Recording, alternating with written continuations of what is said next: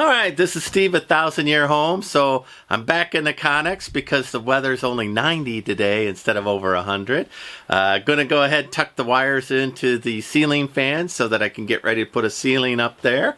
Looky, I had some doors that were stored there. I've actually put them roughly in place, and these are 3 doors. One door will be the wall, and then 2 doors will glide. That will close this off, so it'll be a gliding wall that will use these doors. So eventually I build a barn glide up there. I have the components for it, but for now I am getting to the point where I'm going to be working in this bathroom area and the thing. So this temporary bed that I've been using as a desk and a work surface, I need to pack it up and put it away, right? I have lived here from time to time, but right now is the time for construction. So I'm going to pack that up. I'm going to get these things straightened out, give it a brooming. It's been a while since it's been broomed, and just get this ready for me to be able to work in here. Oh, looky who. It's not 8 o'clock, Hank. It's only 3. You got 2 hours, brother. 2 whole hours. We'll see how he'll handle that news. All right, let me put you on stop motion while I clean up in here.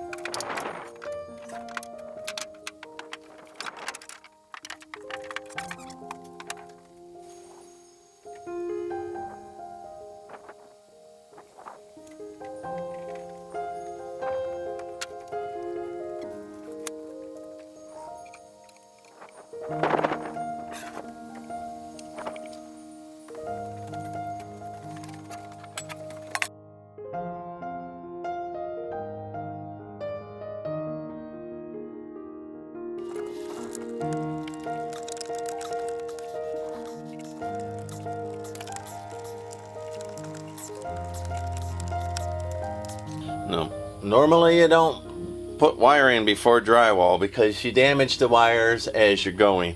So they make cover plates for these, but what I'm going to do is just score it and cut it down on the ground first, then put it up. All right, this is Steve at 1000-Year Homes, and my deal is I'm trying to build a house all by myself, my own money, off-grid, that'll last 1,000 years. And my motivation is because all of the current construction that's in the suburbs, it's OSP, half-inch drywall, everything on it is as little content as possible and still put a roof over someone's head.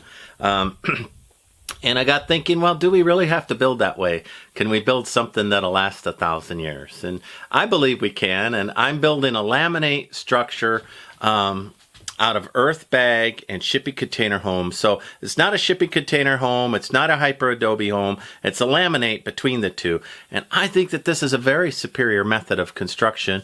I believe it gets rid of a lot of the hyper adobe risk of bag shifting and people not putting enough rebar in that the Connex itself is a ginormous rebar, and tying everything to it will be wonderful. Then you get the hyper adobe benefit of the 1,800,000 or 800,000 BTU value of heat retention or energy retention, which would be cooling and heating, right? It would just steady state the house.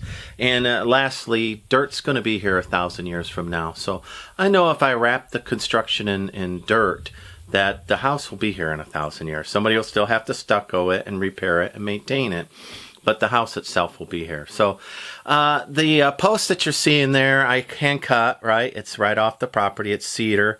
And then I went ahead and insulated everything with mineral wool, which is termite resistant. It's fire resistant up to 2,900 degrees. I have Class A fire rated 5/8 inch drywall. My only risk out here, besides hail, of course, tornado, but these would be tornado-proof homes. within reason, right? And but the only real risk that I have on an ongoing basis is fire. And so I'm going to build this so that it could survive an ember storm.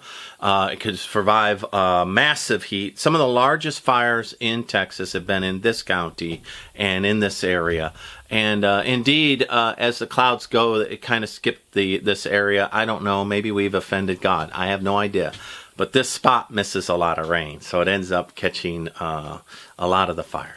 So I'm building this house so that it's fireproof. So what I've done is I go ahead and cut around all of these logs. And so if somebody was coming into a house and they were speccing it, they would simply cut a piece here, put a seam, cut a piece here, put a seam, right? That would be the easy way. But I try to cut one big piece and then jigsaw around all that, which is a labor of love. An average worker's not going to do that, right? But I want a 1,000-year home, so the less seams that I have, the less cracks that I have. So down the middle of these, you'll notice they're all one piece, all of them. And they're all cut to dimension, and back there where the log is, I actually have to cut around the shape of the log. I spoke shaved that log, but now I'm cutting around that log. So the goal is to be as a 1,000-year house, and thicker is lasts longer, and high quality obviously lasts longer. So that's what I'm after. I appreciate the likes and subscribes and those folks that are willing to hang around with me while I do this.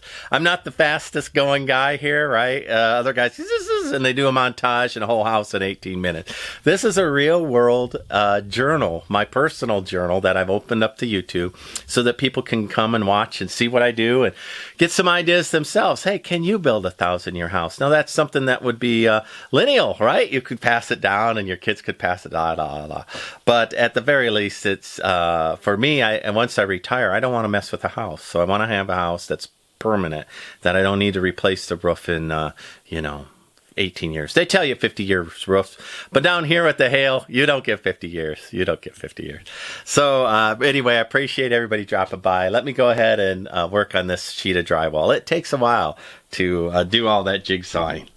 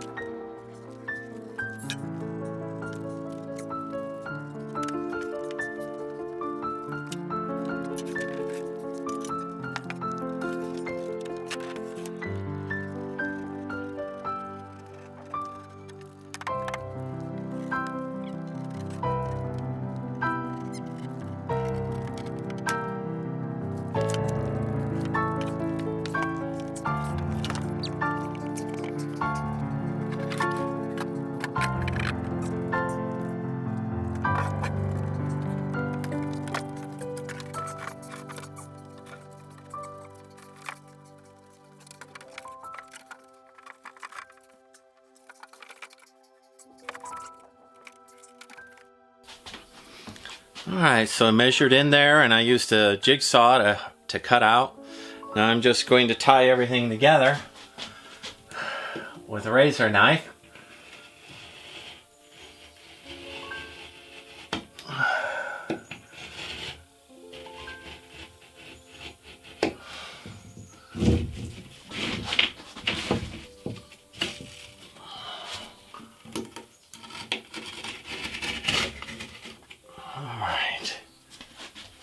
I measured all the way down there. I'll just do a rough fit because I still have those electrical boxes, and I'll show you how I'll do that in just a minute. So then this will just be scored all the way down. I usually say I don't like measuring, but when it gets to drywall, it's the only tool I have. I prefer to use template and something I call a span, which is measuring the part in place. When you're doing drywall, the first pass, you don't try to make that deep. You just give yourself a little bit, make there a groove in there where your knife can ride along, and then you can go through and make other passes that are deeper. If you try to go real deep and you get off, then you'll have a score in there and you'll damage the paper. You don't want to do that if you can help it.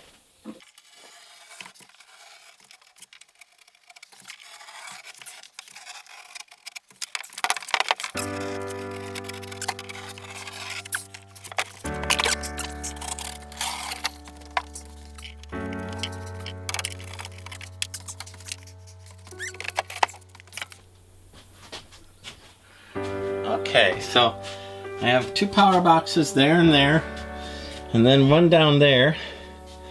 So what I'm going to do is I'm going to put little markers on those and press in so that I know where the power boxes are. Let me show you.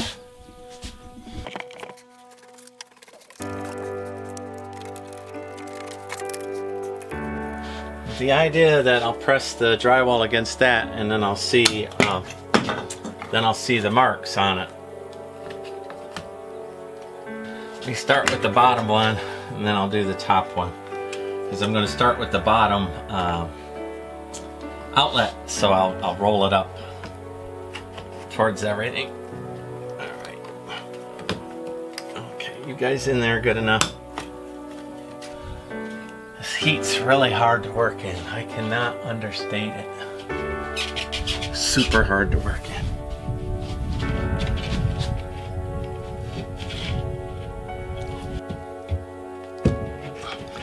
Okay.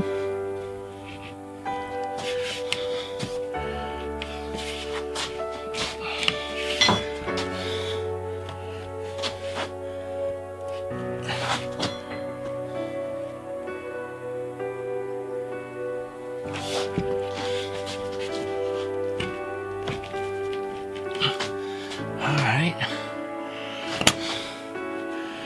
Let's see. Oh, yeah. See, that one poked in.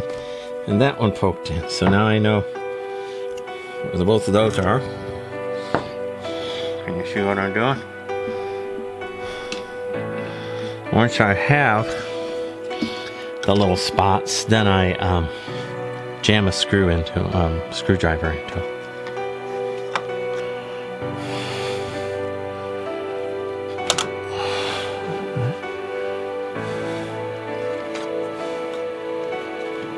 That's the difference between a two-man job and a one-man job. I have to tear everything apart just to do this. If there was two people here, somebody else could have easily stuck in the guides while I held the drywall.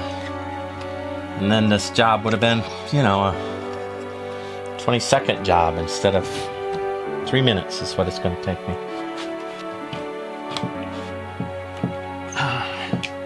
I should have those in there now. Marks. Alright, now that I knocked marks in there, and I know they're in the middle-ish, I'm just going to estimate using this rack, and I'm going to put this targeted in the middle. I'm going to cut it all out with a jigsaw before I push it up.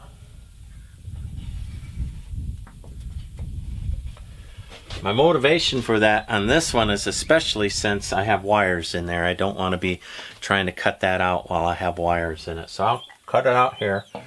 I just use these slots. I put them where those marks were. I'm estimating the middle-ish with the hopes that that's exactly the power box. So that's what I talk about. I didn't measure anything, right? I just made some marks and then I traced.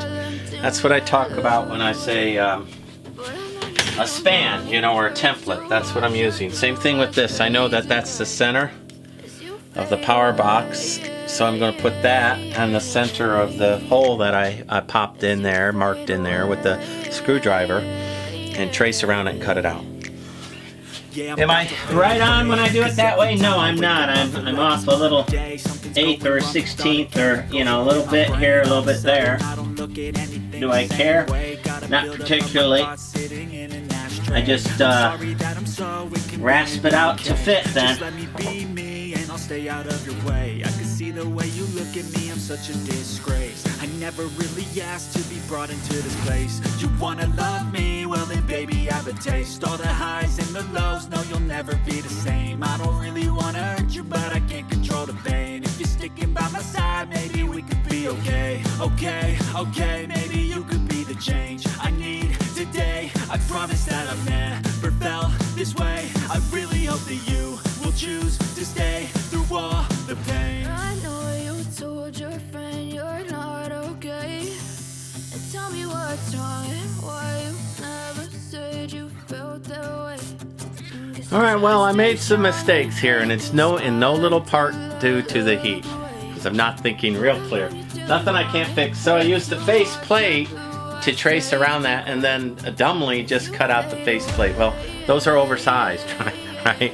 So now I have oversized holes, which wasn't what I was shooting for. I was shooting for a tighter gap. So I'll get some inserts, I'll build that up, it'll be okay. But, and then down below I'm off 1/4 inch the wrong way, so I'll have to fix that one up.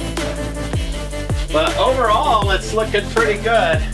I got it up, and there's a little gap around it that I can mud up and straighten out, and we'll be in good shape. Finish putting all the screws in here. I need help, I'm going through hell. I fake like I'm fine, but I know you can't tell. Like nothing I felt, my mind overwhelms. I think that I'm broken, but I hope you can't help. I know I'm not perfect, but some days I feel far more worthless. Baby, you make me feel nervous. If I still have you, I have purpose. It's all worth it. I know you told your friend you're not okay, and tell me what's wrong and why you never said you felt that way. Fixing a little mistake down there at the bottom. That's the thing about those punches. When I press them in, they'll shift a 1/4 inch one way or another. And if I mismeasured and they shift a 1/4 inch, well, now I'm in trouble. And I did mismeasure. As you fade away, as you fade away.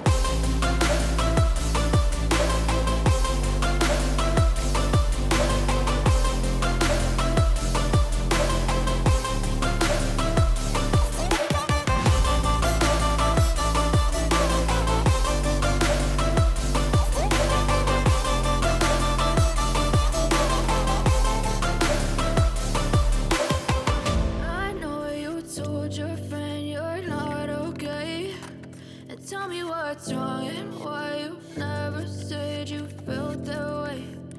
Guess you're trying to stay strong and fake a smile until I look away. But I've known you too long, it hurts to watch your blue eyes fade to gray.